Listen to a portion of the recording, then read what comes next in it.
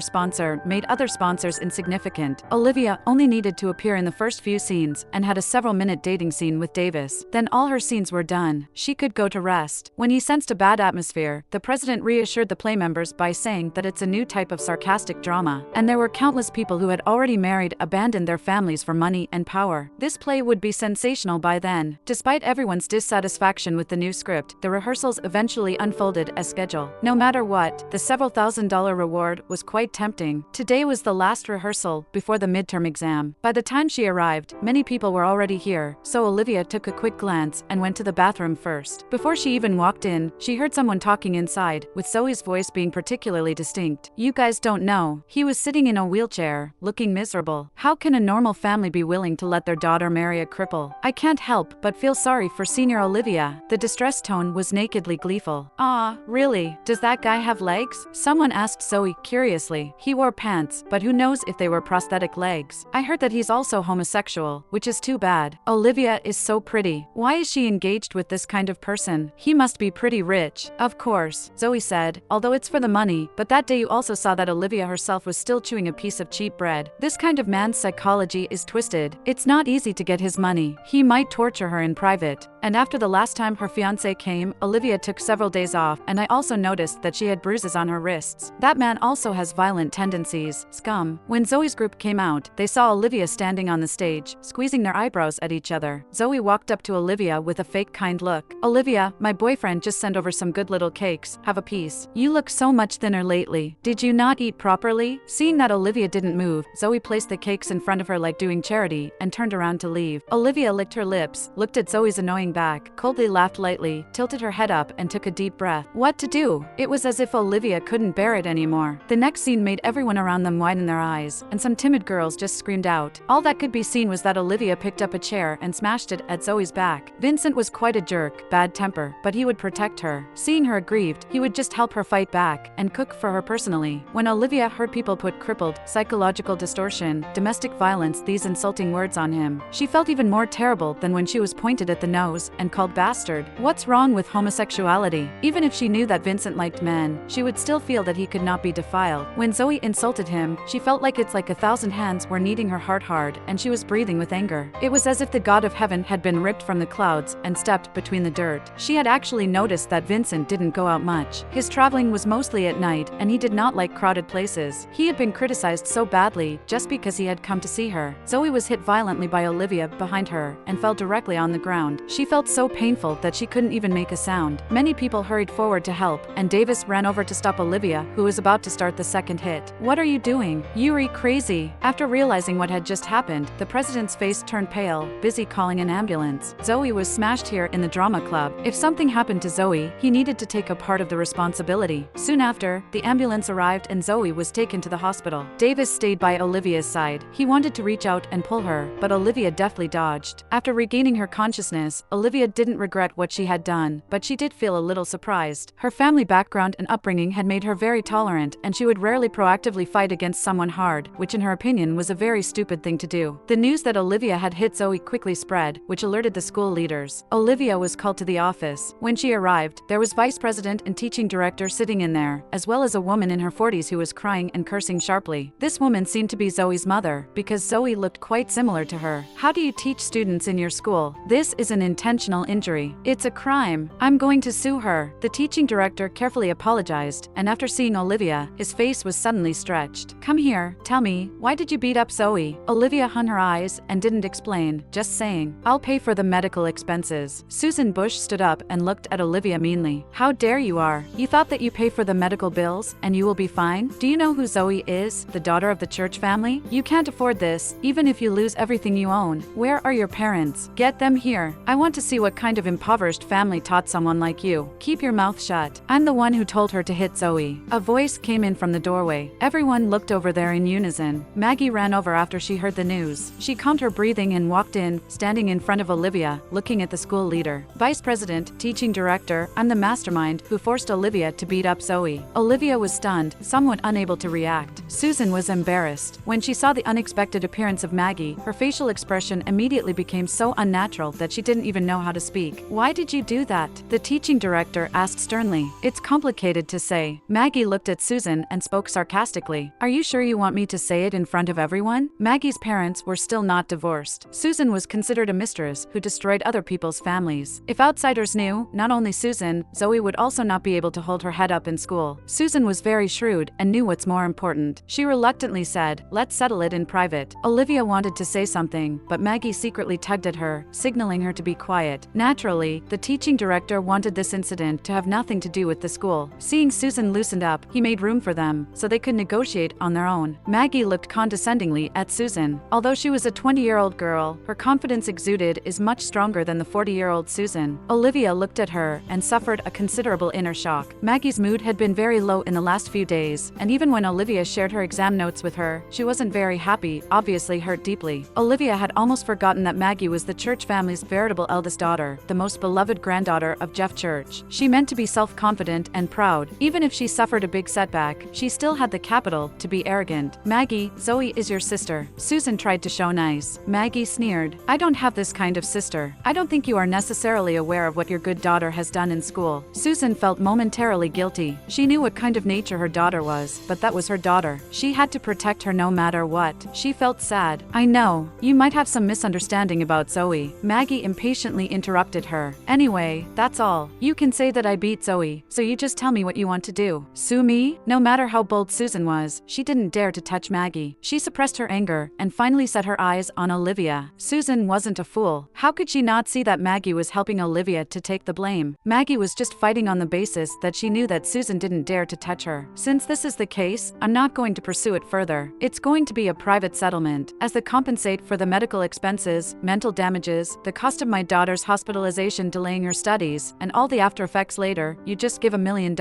Impossible. Maggie flatly refused. This was obviously blackmailing. They weren't going to agree with it. Susan stood up, thinking of her daughter lying in the hospital, and didn't give in. "Zoe is still in a coma. It's very kind of me to only ask for this price. Fine, let's go to the hospital together. I'd like to see how badly she can be hurt." On the way to the hospital, Olivia said to Maggie, "You don't have to take the blame for me. I'm the one who smashed her. I should take full responsibility. It doesn't matter. Don't say anything. If I take the blame, this will only end up being a private settlement. No matter how much I hurt Zoe, my grandfather would help me. Yuri not going to ask me why I hit her? Regardless of the reason, I felt better when I heard about the news anyway, so you've helped me out." Maggie really didn't expect that Olivia, who usually looked soft and weak, would do it so ruthlessly. In the ward, Zoe was still in a coma. Because the injury was on her back, she couldn't lie down at all. She was lying on her stomach, looking miserable. Nick was also there, looking at his girlfriend. boyfriend. His heart ached so much. Although Maggie wanted to take the blame for Olivia, at the moment when Olivia saw Nick, Olivia was still determined to take the responsibility. She couldn't let Nick hate Maggie. If so, Maggie would be in grief. Jason wandered around his hospital today and saw Olivia enter a ward from afar. After he found out the situation from Zoe's attending doctor, he stroked his chin and took out his phone to dial Vincent's number. The moment Vincent picked up the phone, Jason said directly, "Do you want to come to the hospital? Your little fiancé has committed a crime." Not long after, Robert Church also came. Susan knew that she couldn't get over with Maggie, so she secretly sent a message to Robert on the way. Susan believed that Robert's status and position couldn't subdue these two girls.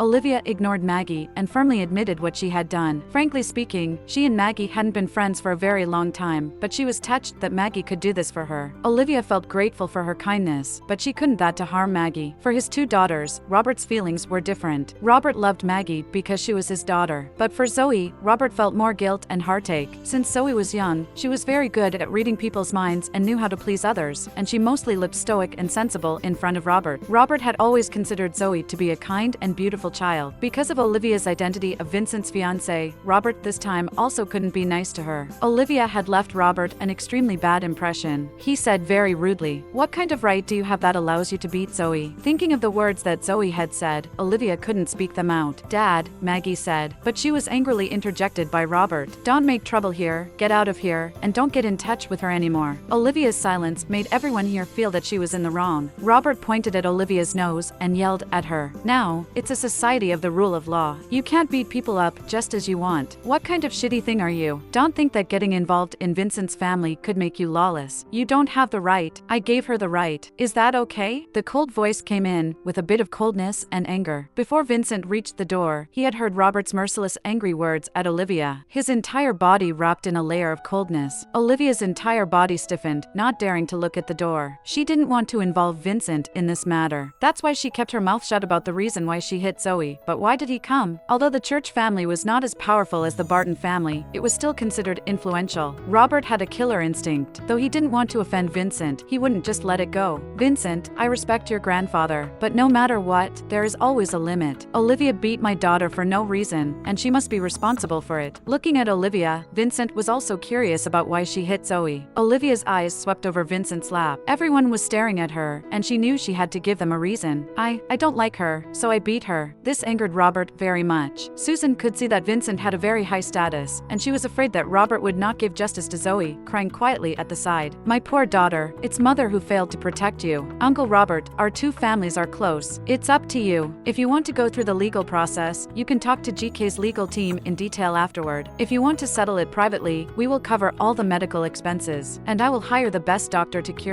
this daughter." Vincent reached out to pull Olivia to his side, meaning she was under his umbrella. He put a fake smile, with a cold tone, said the apology. "I'm really sorry. After all, she is my only fiancé. I'm sorry that I spoiled her." Olivia's heart rate increased because of these words. She suddenly felt thirsty and dry. Vincent was here. No one could offend her. Susan angrily pulled Robert's clothes. Robert certainly knew what she meant, but no matter what, it would be Zoe who would suffer in the end. Zoe's identity was the biggest weakness. Even if Robert was justified, he had to consider the pros and cons. If he didn't give in, Maggie, who had been on bad terms with Zoe since childhood, would definitely go to complain to her grandfather. And behind Vincent was the whole Barton family. Vincent did not have the intention to stay longer. Saying what he wanted, he was going to leave. Olivia obediently pushed Vincent's wheelchair out of the ward. Maggie originally wanted to follow them, but thinking of Vincent, she stopped. Looking at the way Vincent defended Olivia, Maggie thought Olivia should be fine. Maggie was actually a little afraid of this brother of Barton family. Kevin was fine because he was always gentle. Vincent was different. He had a bad temper. When she was young, she had the audacity to make a lot of trouble because she was the young princess of the Church family, but she never dared to provoke Vincent. Vincent moved out after he grew up, and she basically had no contact with him. Maggie swept her eyes over the people in the ward and finally looked at Nick, who was standing by Zoe's bedside. He had been standing there silently, not making a sound, not making any comments about the confrontation between Vincent and Robert. Just when Nick looked around, their eyes met. Ever since she knew the truth, Maggie had been wanting to tell Nick that Zoe was lying. But at the same time, she was afraid. She was afraid that after exposing Zoe, Nick would still choose Zoe, and then she really would feel great grief and disgraced. Taking a look at this love that was stolen by Zoe, Maggie suddenly lost the desire to say, slowly exhaled a mouthful of air, and turned her head to leave. As soon as Maggie left the ward, Susan let Nick leave as well, and she started to blame Robert. "This is your daughter. You just give in. You know nothing." Robert was humiliated by his juniors in front of many people, and he was also super angry. Robert, although know nothing, but Zoe is also your beloved daughter. She has suffered so many grievances since she was a child. She didn't complain at all, but I, as her mother, feel so painful. In all fairness, if it was Maggie who was injured today, you would have let that girl Olivia leave easily? Susan was a gentle and delicate woman in front of Robert. She knew how to act cutesy, which was the reason why she was able to get into Robert's bed and had accompanied him for so many years. She buried her face in Robert's chest and cried in a small, aggrieved voice, "Because I love you, so I've been with you for so many years, without asking for a dime. In Zoe's heart, you are her most respected and beloved father. Can you bear to disappoint her?" Robert looked embarrassed, looked at Zoe on the bed, and sighed. "What do you want then?" Susan saw Robert was touched, and her eyes glowed, raising her head softly. "You also know, Zoe, she always wanted us to live together as a family. Since Robert couldn't possibly move out, she wanted to bring Zoe to live with him in the house." Susan had heard of Vincent family, and she wouldn't be so stupid to let Robert go to make an enemy of the Barton family. If that Robert's father knew about it, he would definitely put the blame on her and Zoe. But if there is an advantage, just use it.